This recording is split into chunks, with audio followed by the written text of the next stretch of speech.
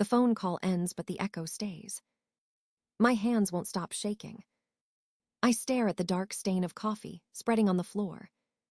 Everything feels unreal. Daniel said he was flying to Detroit for a compliance audit. Now he's in Aspen. With her. I grab my laptop. Search flights from Detroit. Nothing matches his itinerary. My chest tightens as I open my email. No boarding pass. No receipts. Only silence and a lie that smells like cologne and betrayal. I call his office. 3 rings. Daniel, on personal leave, his assistant says. My pulse pounds in my ears. Personal leave. Not business. Not Detroit. The words scrape against my throat like broken glass. I thank her and hang up. My reflection in the screen looks older. Colder. More awake. I open our banking app.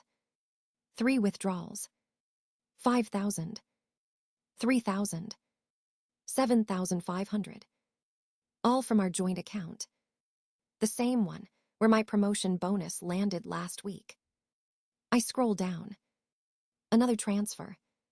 To his personal account. Not ours. Mine and his. Just his. I close my eyes. Breathe slowly. Think of Claire's smile at our wedding. The way she toasted to forever. Maybe she already knew what forever meant to him. A joke. A deal. A game. My phone buzzes again. A message from Daniel. Signal bad. Call tonight. Love you. I almost laugh. The words feel heavy, false, like lines rehearsed too many times. I look around the kitchen. Every piece of furniture we chose together. Every memory suddenly tainted. The coffee maker hums softly, unaware of the war starting in my chest. I open the drawer where we keep mail. Bills. Receipts. Mortgage statements. His name only. Not mine. He said it was simpler for financing. I believed him. I transferred $110,000 from my savings. Money I'd earned since my first job. But the deed carried only his signature. I remember him saying, "It's our house, Emma." I remember believing it. I remember feeling safe. Now the paper in my hand feels like proof of my stupidity. A silent betrayal dressed as practicality. I walk to the window. Morning light paints gold on the floor. It looks peaceful. It lies. My heart beats fast but steady. Not fear. Something else. Clarity. I finally see the cracks. The moments I ignored. The questions I never asked. He wanted control. He took it piece by piece. Now I know what's been stolen. Not just money. Not just trust. My name. My worth. My place in a life I thought was mine. The phone rings again. Ryan. I'm coming over, he says. I nod though he can't see me. Because for the first time, I know what I need to do. The next morning feels too quiet. The air in the house is heavy, still pretending nothing happened. I can't. Not anymore. I go to Daniel's office, the one he calls his sanctuary. Everything is neat, perfectly aligned. Folders, labels, trophies from golf tournaments. He likes order because it hides the mess underneath. While searching for our tax files, I see it. A cream folder tucked behind the books. No label. Almost hidden, but not enough. My fingers hesitate, then pull it free. Inside, paper after paper, lined with his signature. Promissory notes. Claire's name beneath his. The amounts make my vision blur. 23,000. 31,000. 39,000. Almost $100,000. Each note dated months apart. Each one disguised as a loan. I sit down, the air knocked from my lungs. Claire. The woman who hugged me every holiday. The woman who called me sister. Now I see her handwriting on these lies. I flip through the pages again, looking for reason, for accident. There's none. It's planned. Calculated. He didn't just cheat with her. He built a scheme around my trust. My throat burns as I whisper his name. Daniel. The sound tastes bitter. I glance around the room he designed so carefully. Leather chair, framed diplomas, scent of cedar. Everything screams control. Every detail part of his performance. And I was the audience. I open the drawer where he keeps envelopes. Credit card statements, business receipts, and one small box. Inside, a Tiffany bracelet tag. Claire wore that bracelet last month in her photo. Sometimes you deserve to splurge, her caption said. I remember Daniel's excuse. Helping my sister out, emergency repairs. He always had a reason. He always sounded right. I put the tag down and feel my hands tremble. Not from sadness anymore. From rage. Slow, deliberate rage. The kind that doesn't explode. It builds. I stand, gather the papers, and slide them into a new folder. Red. Something that will remind me of blood and warning. I walk to the kitchen, pour a glass of water, and stare at the window. How long has he been building this lie? 1 year. 2. Maybe from the start. The day he asked me to merge accounts. The day he told me, we don't need secrets between us. He meant I shouldn't have any. He could keep his. I take a deep breath. The fear that haunted me yesterday is gone. Now there's only focus. He's good at planning. But so am I. I work in logistics. I track systems, detect errors, fix chaos. He doesn't know that I've spent my whole career managing problems bigger than him. And now I'll manage this one too. Not with tears. With proof. With patience. With precision. I close the folder and whisper to the empty house. It's your turn to underestimate me. I spend the night building a timeline. Dates, withdrawals, transfers, each connected to Claire's name. Every number fits like a cruel puzzle. I label every file, every screenshot, every receipt. Patterns form before my eyes. He's been draining us slowly, carefully, as if testing my limits. The precision almost impresses me. Almost. By morning, I know this isn't random. It's strategy. I log into our bank again and check the balance. Lower than yesterday. He's still moving money. I feel the panic rise but push it down. Not yet. I need to be smarter than him. At noon, I drive to the bank. The teller smiles politely. Her name tag says, Mrs. Turner. I slide my ID across the counter. I'd like to review all accounts under Daniel and Emma Wright. She types quickly, eyes flicking between screens. Her brow tightens slightly. There have been several transfers to an account ending in 6742, she says. Is that our savings? I ask. She hesitates. No, that account belongs solely to Daniel Wright. The words drop like stones. I nod, forcing a smile. Could I have printed statements for the last year? Her fingers move faster now, as if she understands. 10 minutes later, I walk out with a folder of truth heavier than any secret. In the car, I open the first page. Each line feels like betrayal carved in ink. When I get home, I spread everything across the dining table. Numbers, signatures, evidence. This is what my marriage looks like on paper. Empty. The phone rings again. It's Ryan. Come over, I say. He hears the change in my voice. He doesn't ask questions. That evening, while he sits beside me, I tell him everything. Every withdrawal. Every lie. He listens silently, jaw clenched. You need a lawyer, he says. I nod. I'll find one. After he leaves, I pour a glass of wine but don't drink it.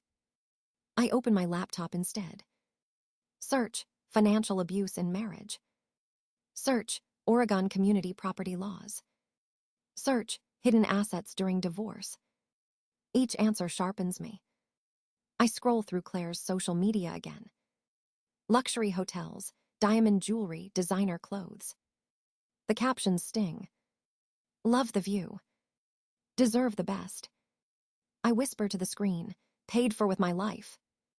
I open a blank spreadsheet. Date. Amount. Reason. Recipient. Evidence. The columns fill quickly, organized like a supply chain report. I add color codes for clarity. Red for deception. Yellow for suspicion. Green for proof. By midnight, the document tells a complete story.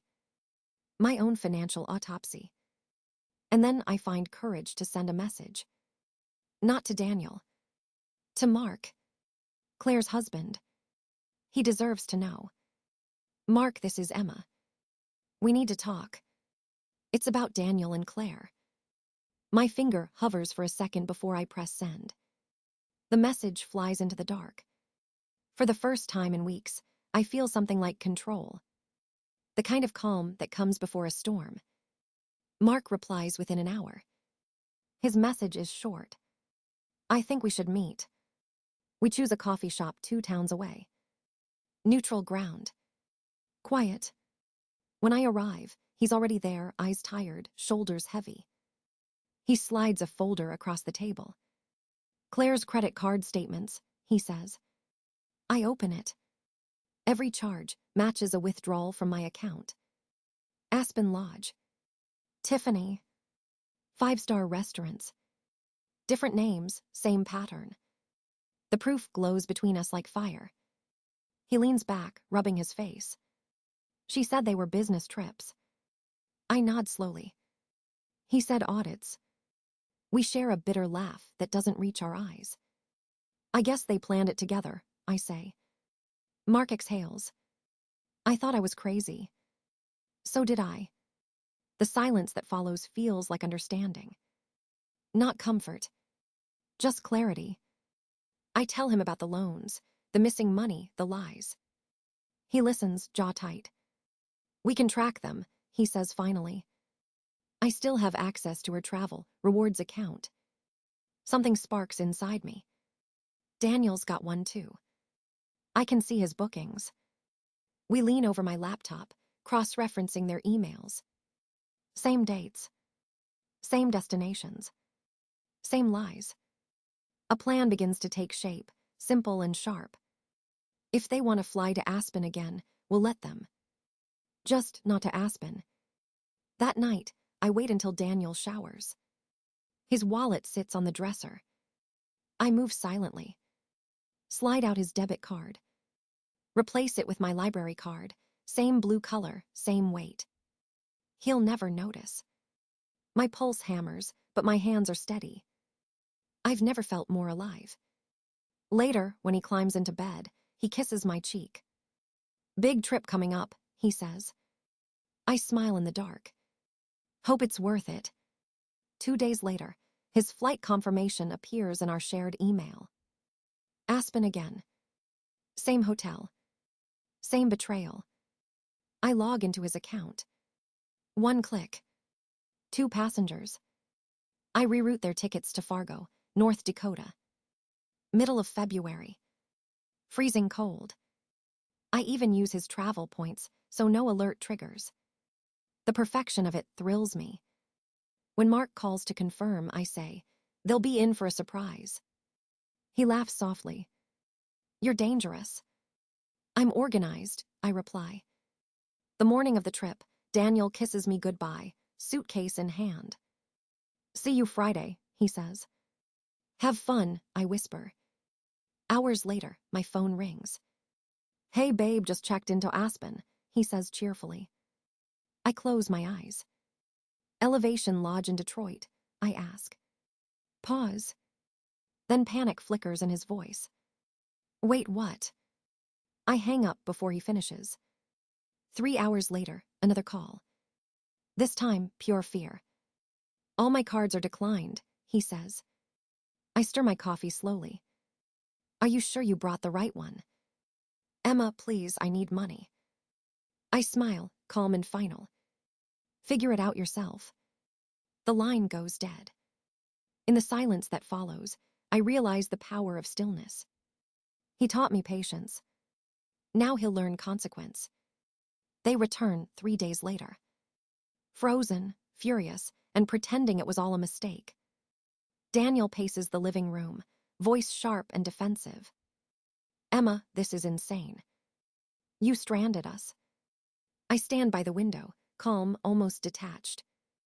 You stranded yourself, I say. Claire sits stiffly on the couch, arms crossed, designer bag beside her. She avoids my eyes. Daniel exhales, trying to soften his tone. Let's talk like adults. The money, the trips, it's all misunderstood. Misunderstood, I echo. He gestures helplessly. They were investments. Short-term loans. They would have benefited us both. I walk to the sideboard and pick up a binder. Thick. Heavy. Months of proof bound in leather. Let's discuss what benefited who, I say. I place it on the coffee table, between us. He frowns. What's that? Evidence. The first page shows the loans to Claire. The next, bank transfers from our joint account. Then screenshots of her posts, wearing things I paid for. I flip each page slowly, deliberately. His face drains of color. Where did you get this? From the life you built on my money. Claire shifts uncomfortably. Her voice cracks. They were family loans. Family loans require consent, I reply. And I never gave it. Daniel's jaw tightens. You're overreacting. I lean forward. You stole from me. He opens his mouth, but a knock at the door stops him. I smile slightly. Right on time. Sarah, my lawyer, steps in composed and calm. She sets her briefcase next to the binder. Good afternoon, she says. Daniel stares, stunned. Sarah slides documents across the table. These are settlement terms. Full restitution of $95,300. Plus legal fees. He scans the papers, hands trembling. This is ridiculous. Claire grabs the pages and tears them in half. Shreds flutter across the floor. Their problem solved, she spits. Sarah doesn't flinch. She opens her tablet, presses one button. The TV lights up, displaying every document again, safe in cloud storage. My heart beats steady. Sarah continues, voice even. Failure to comply will result in formal charges. We already have the court orders for your banking records. Daniel looks smaller now, trapped. You planned all this, he whispers. I learned from you, I say. His mask cracks. The calm salesman is gone. What's left is fear. Sarah packs her folder. You'll receive the final version by tomorrow. Payment schedule included. As they leave, Claire mutters curses under her breath. Daniel doesn't look back. When the door closes, silence fills the house. I breathe for the first time in months. The fear that once lived in my bones dissolves. Ryan texts me minutes later. HR called Daniel in. Ethics review tomorrow. I reply with a single word. Good. Then I walk through the rooms one last time. Past the photos he took, the lies he built, the house he thought he owned. Now it's just wood and walls. The story inside them belongs to me again. 6 months pass.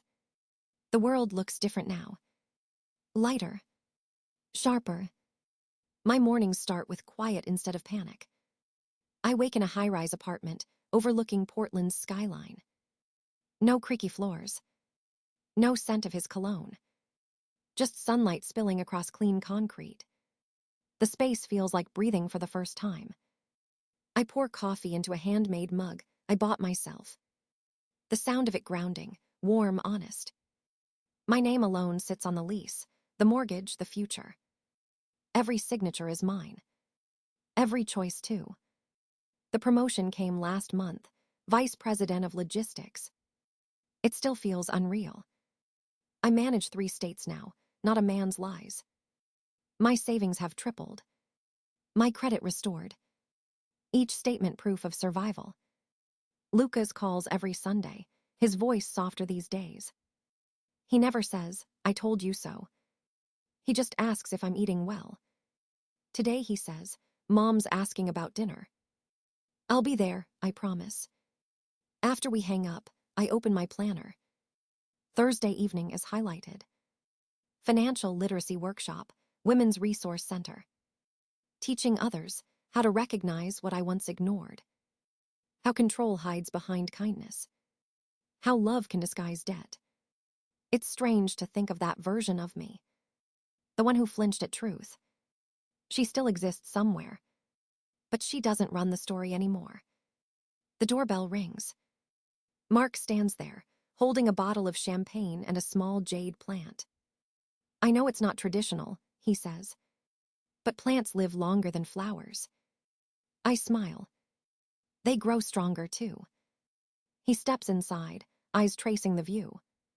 Feels like a new chapter. It is.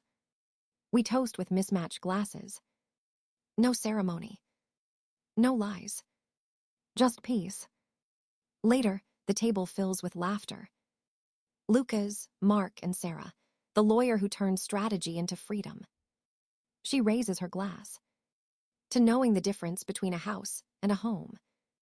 And to boundaries, I add. They all nod. After dinner, Mark helps me clear the dishes.